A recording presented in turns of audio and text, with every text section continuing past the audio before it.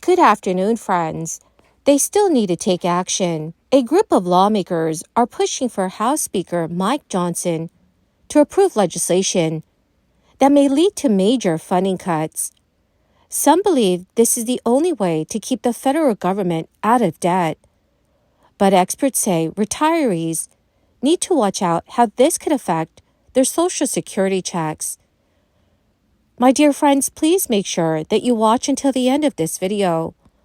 Also know that this coming Friday and every Friday, I will be announcing several winners for the Walmart gift card giveaway. If you would like to enter the weekly giveaway, friends, do make sure that you click and like several of my videos and then comment below the keyword of each video that you watch. The more videos that you comment on, the greater your chances, friends, of winning these giveaways. Yeah, Jared, I know I meant to call you before. I know that the president signed a CR today to prevent the shutdown he did. this weekend. What's his level of confidence after the meeting he had with the Big Four earlier this week that this might be the last CR he has to sign for some time? Does he think that there really is a bipartisan agreement here to lock in these appropriations bills? Look, the bipartisan agreement obviously prevents a shutdown, but it is a, as you call it, a short-term fix, not a long-term solution. It is not a long-term solution. And so Congress needs to do its job. We're going to continue to say that. It is the basic duty that they have is to keep the government open. They have to do this. And let's not forget, they have to move on the bipartisan national security supplemental. Obviously, it was passed in a bipartisan way out of the Senate. Just needs to go to the floor, and it'll get bipartisan support, overwhelming bipartisan support. And we got to do that. As you know, as I just stated, it is vitally important to Ukraine. So we got to get that done. And so, look, we're going to continue to say that the House has to do its job. They have to move forward in keeping the government open. It's their basic duty. It's not difficult. It is not difficult. I'm glad, obviously we're glad you said the president signed the CR, and we're glad to see that to prevent a shutdown, but it is a short-term fix, and we need a long-term solution.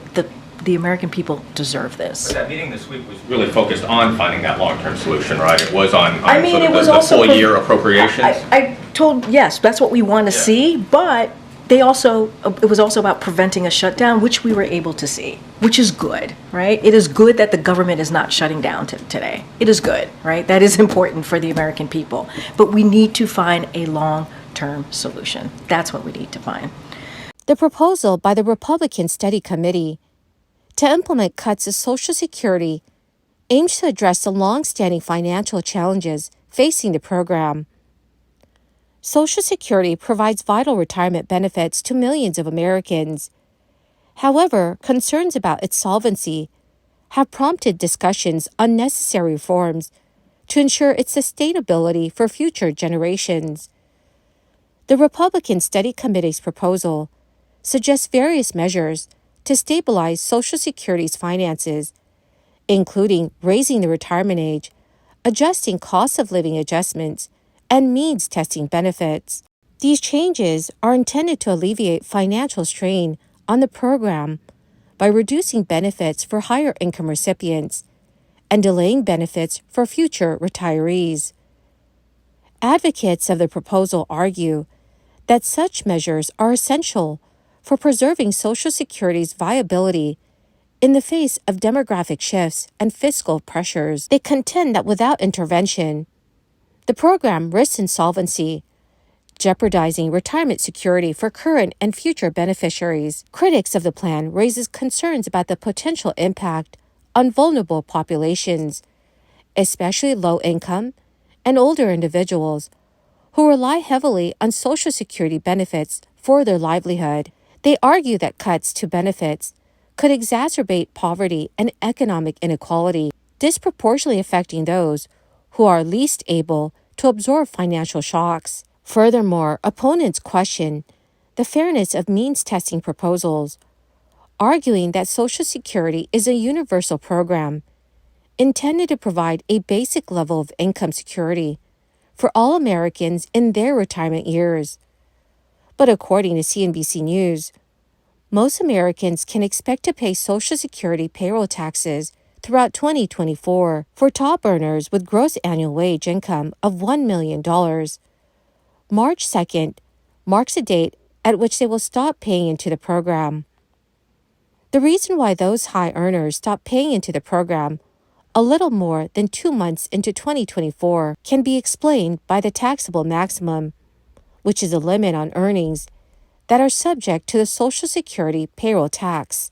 In 2024, that threshold is $168,600. Therefore, workers with wages equal to or larger than that stop paying into the program once they reach that point. Social Security payroll taxes require workers to contribute 6.2% of their pay to Social Security, which is matched by their employer. Those who are taxed on the full $168,600 threshold will pay nearly $10,500 to the program in 2024, with their employer also paying that same amount. Also, friends, according to The Hill, Senate Majority Leader Chuck Schumer and congressional leaders recently unveiled the long-awaited package with hopes to get it passed before a March 8th partial government shutdown deadline. Lawmakers have confirmed that Congress made an extension to the previous week's funding deadline in order to introduce and pass the package. Senator Chuck Schumer told reporters, "It's good news that Congress has finally reached a bipartisan agreement on the first 6 government funding bills that will keep the government open." The 6 spending bills focus on funding the Departments of Agriculture, Interior Transportation, Housing and Urban Development, Veterans Affairs, Justice, Commerce, and Energy through this fall. So in total, the bills will allocate about $450 billion. Both Democrats and Republicans responded to the package by taking victory laps on certain inclusions. GOP members touted cuts to the Environmental Protection Agency and the Federal Bureau of Investigation in the funding package, while Democrats hailed protections for certain welfare programs. A number of conservative Republicans have urged Speaker Mike Johnson to throw out the negotiations and instead pursue a 1-year funding measure with universal budget cuts. Well, my amazing and awesome friends, that is the end of my daily stimulus update video for today. My dear friends, thank you so much for being part of this community. Every Friday, I will be announcing several winners for the Walmart gift card giveaway. If you would like to enter the weekly giveaway, friends, please make sure that you click and like several of my videos, and then comment below the keyword of each video that you watch. The more videos that you comment on, the greater your chances, friends, of winning these giveaways.